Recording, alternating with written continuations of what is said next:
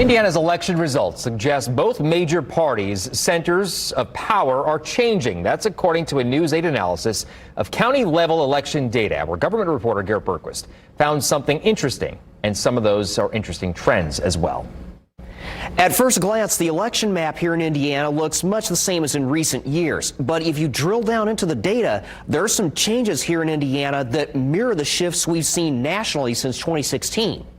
Donald Trump and Mike Braun both won the state comfortably, projected as winners within 10 minutes of the polls closing. But Braun underperformed Trump by more than 4 percentage points statewide and in most individual counties. Allstate's Chad Kinsella says Libertarian Donald Rainwater might have cost Braun some votes. So, he only got 5%. So, a large, you can almost attribute Braun's underperformance is almost exactly the amount that Rainwater got, across the board. There was one county that split its ticket. That was Tippecanoe County. Trump won Tippecanoe County by 100 votes, but Braun lost it to Jennifer McCormick by nearly 2,700 votes. Trump won Tippecanoe County in 2016, and he lost it in 2020. Some of those demographics that are in Tippecanoe, higher education, higher income, kind of more suburban. You got a lot of younger people there, but then also Tippecanoe it's got some patterns that favor Republicans as well, and demographics that favor Republicans. So it's becoming it could in the near future surpass St. Joseph County as like Indiana's new purple county. Braun and Trump both won every other county except Marion, Lake, Monroe, and St. Joseph counties. That follows recent voting patterns, but future election maps in Indiana might look different. Let's look at the donut counties that ring Indianapolis. All of them went for Trump in each of the past 3 elections, but Democrats made big gains in 5 of them in 2020 and added slightly to those gains this year. Take Hamilton County. Trump got 56% of the vote there in 2016. Hillary Clinton got 36%.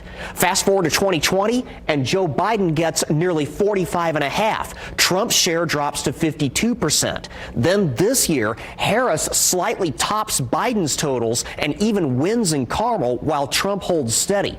We saw the same trends in Boone, Hancock, Johnson, and Hendricks counties, though Trump's margin was wider.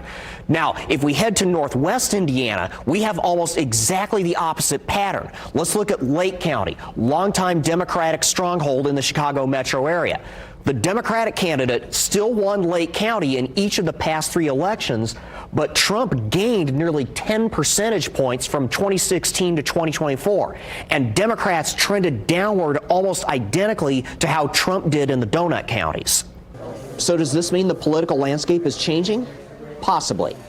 IU South Bend's Elizabeth Benyon says most voters are set in their ways. We generally will not see huge percentage points with 10%, 20% of voters changing their mind over the course of a fairly short time. And so often that suggests some kind of demographic change in who's actually voting in those counties.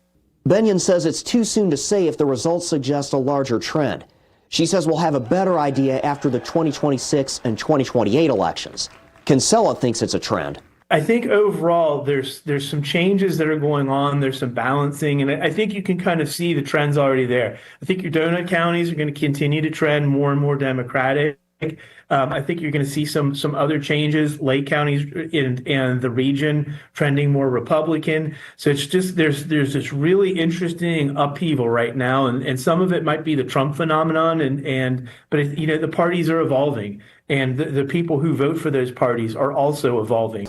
Regardless, Benyon says both major parties should work to mobilize voters in areas where those shifts have happened. And although if you're used to being a safe majority party in a particular county or particular district, that may not be comfortable. In many ways, it's good for democracy. It really does put the voters in the driver's seat. Benyon says the tightening of vote margins, particularly in places like Tippecanoe County, shows every vote really does count. I'm Garrett Bergquist for Wish TV, wishtv.com, or follow us on Facebook for updates.